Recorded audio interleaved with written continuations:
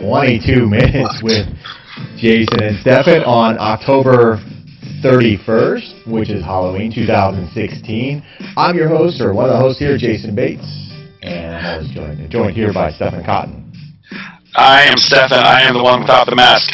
I'm curious if the green screen in the back affects that. It's interesting you say that. I don't have the green screen going. In fact, I was going to put a black screen up, but I forgot to bring it today. But happy Halloween, everyone. This is my costume, and I'm going to take it off now because it's getting very hot underneath there. There's a song about that. Yeah, isn't there a song, Frankenstein song? Oh, yeah, I was going to go with It's Getting Hot in Here. Oh, yeah, that too. So take off all your masks. Take off all your masks. All right, so a little bit different format here this time. A little bit of a change up, so we're going to test it out and see how it looks and how it works for us. Just doing some things a little bit differently. As you can see, I can zoom in on myself here as I'm talking, or I can zoom over to Stefan Cotton, which I'm zoomed in right now. Hello, Stefan. How you doing, buddy? Oh, my goodness. My eyes look so big. Right. So just changing it up a little bit and trying different things out, trying to keep the show lively as we possibly can here for your entertainment. If you want to reach out to the show, always go out to our Facebook page, like that Facebook page if you would, and you can message us straight from the Facebook page as well to reach out to us, or you can hashtag 22 minutes AZ on Twitter, and we'll be sure and get to that as well. All right, so let's start with a tweet quote of the day, and then we'll get right into the news. What do you say? I'm ready.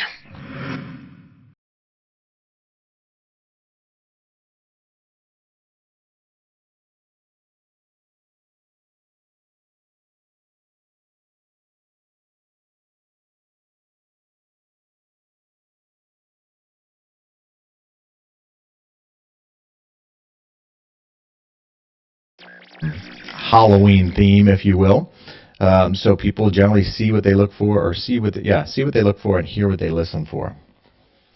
So if you're looking and listening for bad things, that might be what you see. Right. I think it goes with a positive mental attitude. When you see good in people, then you see the good in people. Or when you look for the good, like when you look for the bad in people, you're going to find a lot of bad.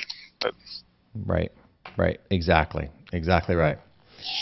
All right, cool. Well, let's get into today's top news stories. What do you say? I'm ready. All right. So this was pretty interesting to me. The MLS, which is a licensing in the National Mortgage Licensing Services or something like that. I don't even know what it stands for, to be honest with you. It's been so long. But they came out with some surveys here. Well, the MLS for the realtor side has multiple listing service. So. This is the NMLS. Ooh, yeah, the non-multiple listing service. Yeah, for mortgage banking, and they came out with some numbers here, which the average age of a loan officer right now I think is like 63 or 64 years of age nationally, which is was kind of surprising to me, to be honest with you. But it shows moderate growth in licensing overall in some states. And companies, meaning that companies moving into states applying for a license, grew by 1.68%. Now, these are typically non-bank institutions. So I thought that was kind of interesting that it's growing. And it kind of goes and coincides with the next story that I'll bring up here. Now, when they break it down here a little bit, the originators grew by 7.46%. Okay. So more loan officers, nationally. Yeah, nationally, coming into the market. More loan officers coming into the market than the previous year.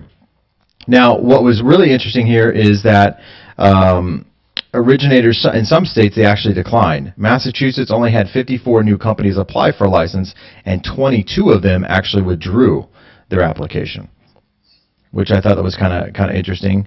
So a lot of companies coming in thinking they can do something that other companies aren't, while other companies are pulling out. Georgia and Tennessee actually had the highest number of MLO licenses, but they also had the highest number of license applicants also get declined for a license and withdraw for a license. So some movement there on the loan officer side. I know it's kind of boring news, but for me, it's kind of interesting because I think I want more loan officers into the mix. I do. I want more companies into the mix because it creates more competition, which then the beneficiary of that is the consumer. That's my take on it. So I like to have more loan officers in the mix. Some would argue, well, I want more out of the mix because I don't want them in because they're taking market share from me. I think quite the opposite. I think it creates more competition. It creates more innovation as far as loan products and things like that goes. So the consumer actually benefits from that, in my opinion. Well, the consumer does, yeah, but not you. You're not worried about you. Yeah, I know, right? Well, it's going on in Georgia and Tennessee, but Tennessee is well known for us investors as a great place to buy and holds. Mm-hmm. You got a lot of non-performing notes over there that you can pick up, like about 30 cents on the dollar, and fix up and put a renter in there. It did say too, and I'll just end with this real quick, that Georgia, Tennessee, and Virginia, those three states there had nearly as many new MLO applications as much more populous states like Florida. So those three states alone had more combined than a more popular state like Florida. Okay, that kind of leads me into this next thing, and this is where why I kind of pointed this out. Shadow banks are kind of taking over the mortgage market again. In other words, non-depository banks are having a bigger market share as the origination of loans. Which is shadow bank. It's Halloween. It's shadow bank. Here you go. Good segue. Yeah. So that was kind of interesting to me, and I think a big part of that is like Quicken Loans, Loan Depot. These bigger kind of I don't want to call them sweatshops, but more cubicle kind of atmosphere. What about Rocket Mortgage? Does that count? Whatever that one is. Yeah, that's part of. Isn't that part of Quicken Loans? Yeah, that counts. Absolutely. So they're getting a bigger market share than the traditional Wells Fargo's. Of course, Wells Fargo's had its troubles as of recent. This doesn't surprise me so much because Jamie Dimon last year came out and said they don't even want to do mortgage originations. And that's because of the overregulation of mortgage here. The MBA chief, Mortgage Banking Association chief, attacks mortgage regulations and mortgage regulators. David Stevens, mortgage banker CEO, came down hard on regulation that makes it difficult to give mortgages to deserving borrowers. Because the regulatory framework is too often redundant, state regulatory regulations piled on top of federal regulations, piled on top of international rules, often conflicting with each other. No wonder you have no choice but most conservative lending posture in order to meet lowest common regulatory demonstrations. I think that to piggyback on that, I got this lender that says they can do 500 credit score, 10% down. Yeah. Then it gets to underwriting, and that gets fine, but then it has to get like Fannie and Freddie approved or something where they have their own underlays of like the 580 or something. I think, without speaking below our crowd or above our crowd, the idea is, hey, I can do it. It's just that no one will buy it from me. Is what I've seen, right? Yeah, no, absolutely. We always want this kind of back door as a lender. You don't want to be stuck with something necessarily. So you always want this back door open so that, hey, am I doing the right thing here, Fannie Mae? If I do this, will you buy it from me? Kind of thing. So you want this assurance from Fannie Mae that they'll actually take that paper. Because, again, if you get this one loan on your books and you're stuck with it, it could put you under as a business. Right. And so this is where I was saying I think more competition would create this, I don't want to say frenzy, but it would create an atmosphere of, hey, they did it and they were able to sell it off, so why don't we take that risk too? Because if we don't take that risk, we could be losing market share, therefore going out of business. Okay, so Cordray, excuse me, he's a CFPB director, Richard. Oh yeah, Rich. Yeah, Richie Rich. Is a big part of the housing recovery. He's saying the CFPB is a big part of the housing recovery. Now, why I thought this was kind of big news, we're in an election year. It's only a week away, literally. Yeah. some politicians are running on the platform of revamping or even getting rid of the CFPB completely, or at least the Dodd-Frank. So this is kind of interesting that he's coming out and saying that the CFPB is a big reason why we've had a good recovery. I don't know about that. I do feel that we needed some regulatory oversight, but it's a bit ridiculous. Well, the CFPB is doing stuff as far as like marketing collusion with a lender and a title company and a realtor. That's what I know them to be, right? Yeah. And then the Canadian football peanut butter, but it is what it is. Yeah, right. CFPB. But I was saying they come in and they're just regulating, like, okay, you need to have your logo this much bigger if you're going to get free copies from a title company, or this title company can't produce this for you because you're not, or their logo isn't on there, or you got to pay for it now, 65 cents, whatever. That's what they're doing. So I can't imagine how that affects the consumer as the buyers, but yeah, I think what it does is it puts it just makes it an even playing field for us realtors, where somebody that is getting 1,000 free copies from something or some publications from a title company for free, they're at the same playing field as a newbie that doesn't have that kind of relationship. And I don't know if that even helps the market. So I don't know where this guy's coming from, unless I should probably read the article. Maybe he talks about a couple of points, but I doubt it. He's just patting himself on the back. Yeah, it is a little bit of a political posture, I believe, in my opinion. Again, there's nobody overseeing the CFPB, but I agree with the oversight, but they don't have any boundary. That's evident with what they did with PHH, which we announced last week. The judge overruled the CFPB ruling on that. Right. So another thing here too, another headline that kind of stuck out to me here is Bank of America doubles down on 3% down, no PMI program. So Bank of America has come out with a 3% down, no PMI program, and PMI standing for private mortgage insurance. All you need is a 660 credit score, so they've kind of lowered that credit score a little bit. I think it was 680 before. Right. So now it's 660 credit score. For 3%?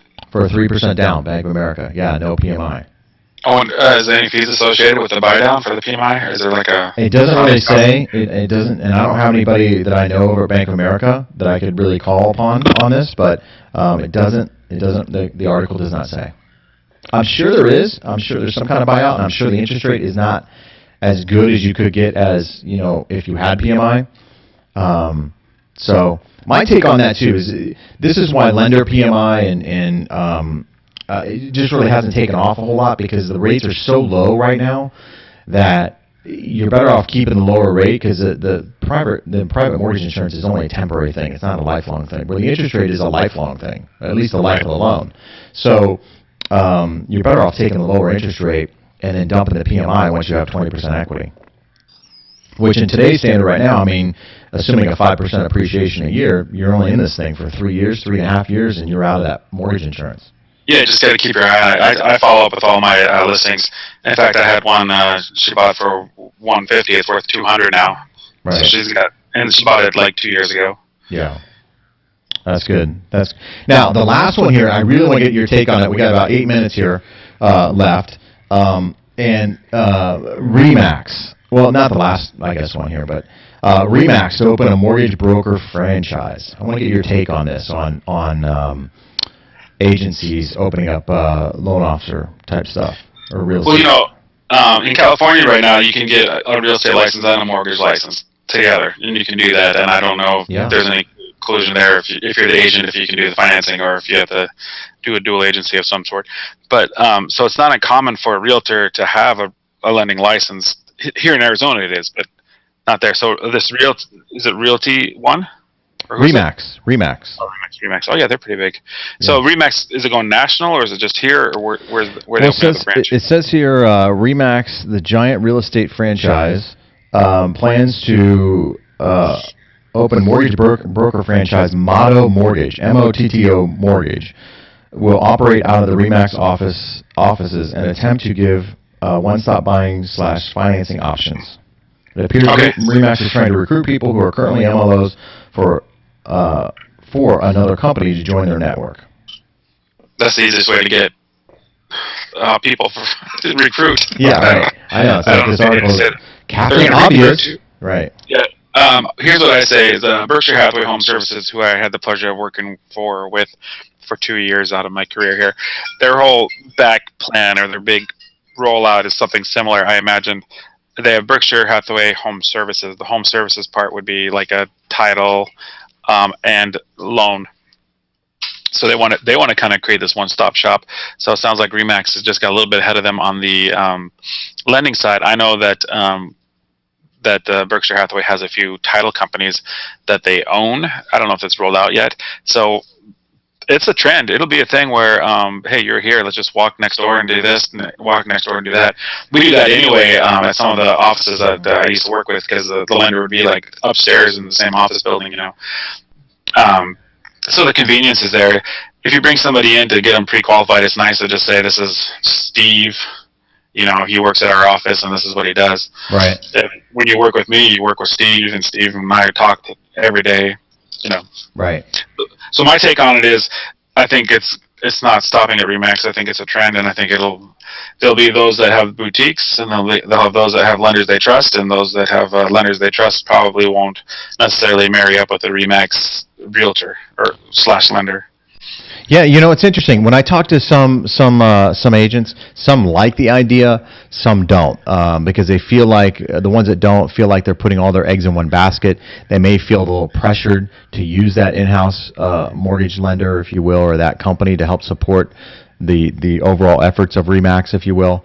So I don't know if this is a separation of church and state kind of thing, or if this is a good idea. I don't know. Yet to be determined, I guess.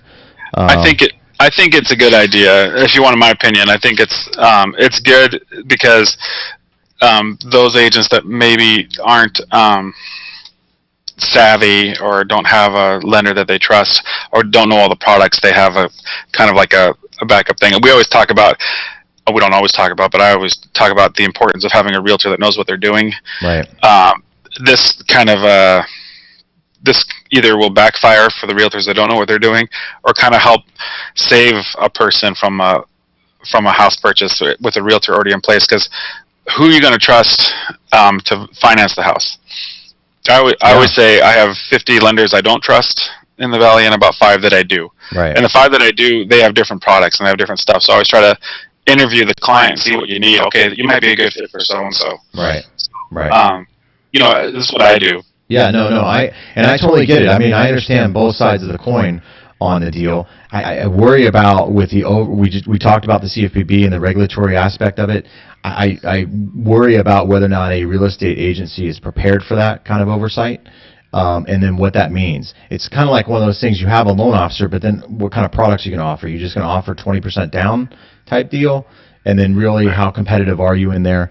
And if something does come back and buy back, is the whole agency at risk for going under? So, you know, that's the only thing that I worry about. I think it's great, especially like we talked about last week. We talked about a lot of new agents out there, especially here in Arizona. There are quite a few brokerage shops out there that are over 50% first-year agents out there. So from that aspect, I think it's fantastic because it is a good training tool, I guess, maybe, or just kind of getting your feet wet kind of thing for new agents. So for that, I think it's really good. For the seasoned agents, I don't know. Maybe.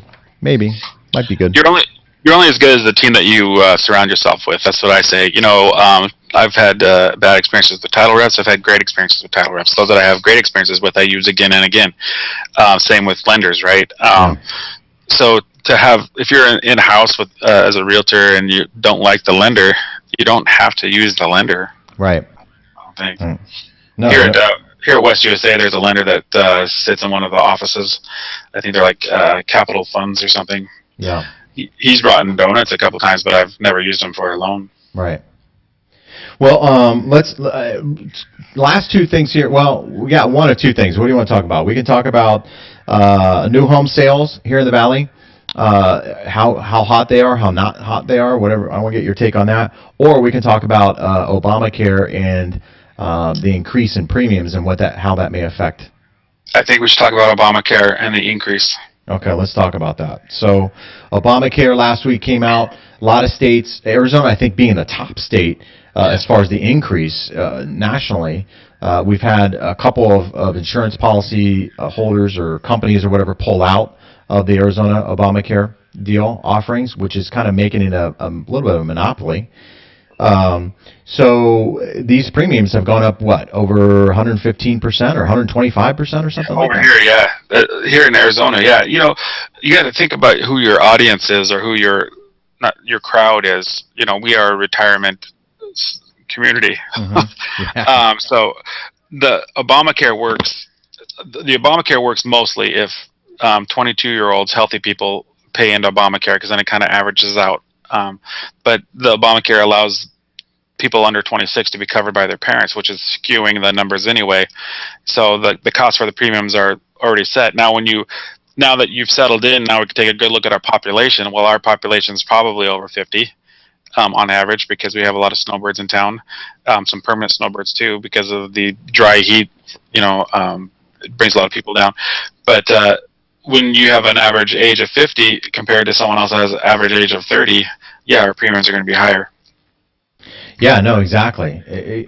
But what do you, here's, and this is where I don't know. So, as I understand it, I'm on my company plan for health insurance. But for people who don't have health insurance offered through their company, they have to get Obamacare in other places or get health care other places. And Obamacare is one of those things. It's going to be subsidized. Subsidies just means that my taxes go up, I guess. I'm kind of unclear about that. But those people who have that Obamacare and the premium going up, are they really in the arena of even purchasing a home? Are they financially stable enough to even purchase a home? Are they typically the unemployed? Are they typically the disabled? Are they typically, what is their demographic? Well, right now, where we're at with Obamacare, somebody that can afford a house can get a house. I do this homeless to homeowner program for a nonprofit, and we get success stories out of there because we get their credit raised up. So the question is, when their rates go up for insurance, can they afford the house? Well, we have a housing market crash. Will Donald Trump repeal the Obamacare? Will Gary Johnson's Bladders Are Us and Kidneys Are Us idea fly? Who's to say? I know that if Obamacare stays where it's at, I think a lot of homeowners are going to be struggling to make the mortgage payment and their health insurance. Yeah, I agree. I think anything, we're getting squeezed everywhere. Taxes are talking about going up, payroll taxes, federal income tax, everything going up. Property taxes here in Arizona are relatively low for the West Coast and what we get here as a community. If those start to go up as well, that could price people out. So there's a lot of pressures out there. Gas prices, you name it, just cost of living in general, grocery bills, that sort of thing. So last thing we want to do is have our health care go up, of which we were promised it would never go up. But, I guess it is what it is. Here we are. The Prop 205 is the legalization of marijuana, which collects a bunch of money for taxes. They're saying 80% of that goes to schools, but maybe 50% goes to schools and 20% goes to Obamacare. It's a hemorrhage. Yeah. That needs to be blocked, but I don't know. Yeah, most definitely. All right, well, with that, the story will continue, but hey, thanks for watching the show today. We'll be back tomorrow, each and every Monday through Friday at 9 a.m. Arizona time. So be sure to go over to our Facebook page, 22 Minutes with Jayson and Stefan, or 22 Mins, 22 M-I-N-S, I believe, is the actual name of the page on Facebook, and like it, share it with friends and family, because we certainly would love the opportunity to earn your business. Word. So I think with that, we will go ahead and close out the show. So happy Halloween, everybody. Yeah, happy, safe Halloween.